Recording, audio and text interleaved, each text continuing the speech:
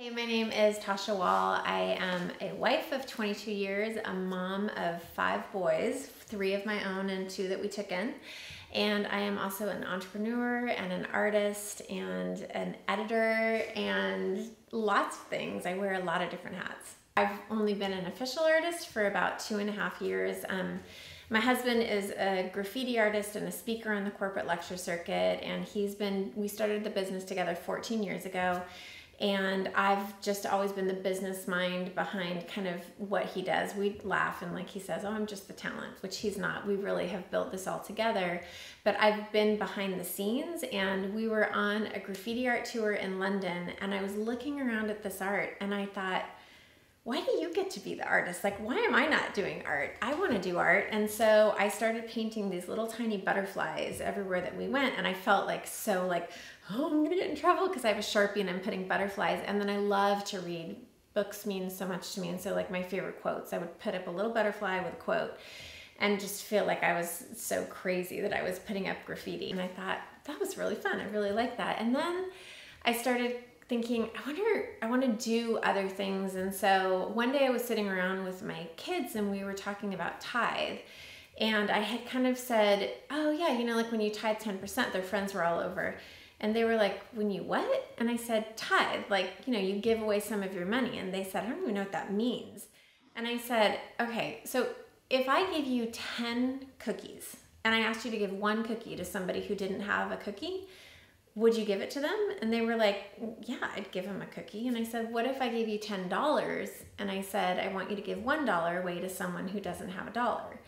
And they were like, yeah, 1. Like I would give them $1. And I said, so this person doesn't have a dollar. And they said, well, yeah, but $1 isn't going to help them. Like what's that going to do? And I said, well, okay, let's make it significant. What if I gave you $100, but you couldn't keep it? You had to give it away to someone who needed it. And that kind of got this conversation started of where would they give it? And they couldn't figure it out. So I said, okay, I have 2 questions. And we all went around the room. I said, what lights you up and what breaks your heart? And everyone started talking about those 2 things. And when you start talking about that, you know what you're drawn to. Like what would you want to fix in the world, or what would you want to make better in the world if you could? So they all figured out where they were going to give their $100, but it was hypothetical. You get these ideas, but you don't actually do them. And so one day I was like, I'm just going to do this idea. So I went to Michael's and I got a wood butterfly and I painted it. And then I hid it in the canyons and I put it up on Facebook with social media and I posted clues. And I said, the first person who finds it gets to donate $100 to charity. And I made a Facebook page, which I didn't know how to do, but I just did it. And I posted it. And it was crazy. Like in half an hour, there were 10 different people out trying to go find this butterfly. And somebody found it and they donated money to charity. And it was really fun for me. I'm like, oh, it worked. So everybody said, do it again, do it again. So every week I started dropping these butterflies. And once I did that, I started coming up with ideas for interactive art. So I figured out how to create life-size butterfly wings.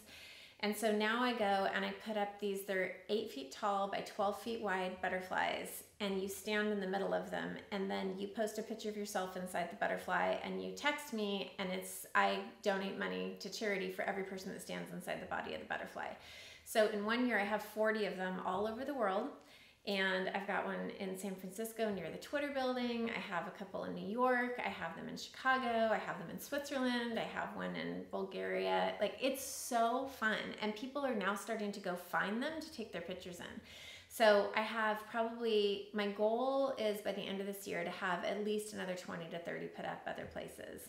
So one of the main things that we tell everyone is we're all artists. So, Eric says from the stage, at what age do you think your creativity dried up? And everybody comes up with, it's kindergarten. Like between kindergarten and 2nd grade, you started judging your artwork.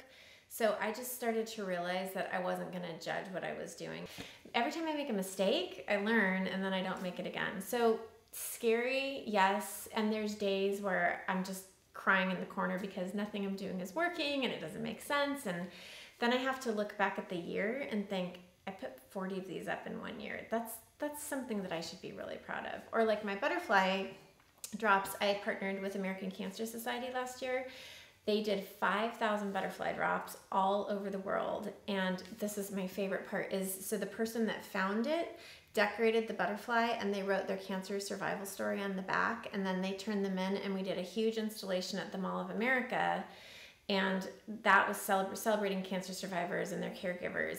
Who gets to do, I mean, I've been doing this for 2 years. Who gets an installation at the Mall of America?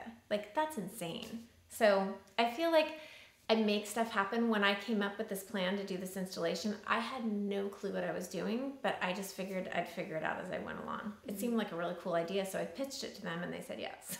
Being a woman in the corporate world, surrounded by mainly men, when I very first started, I was shy and I was unsure, and I felt like my voice was really soft and I couldn't be heard. And I've had to learn to have a loud and a clear and a sure voice. But I think in the beginning, I wasn't 100% sure because I wasn't heard.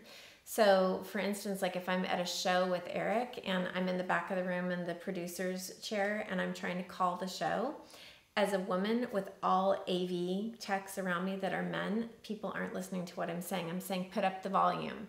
Eric's coming off the stage. It's like I didn't even talk. Eric's show producer, Will, gets back there, says the same things.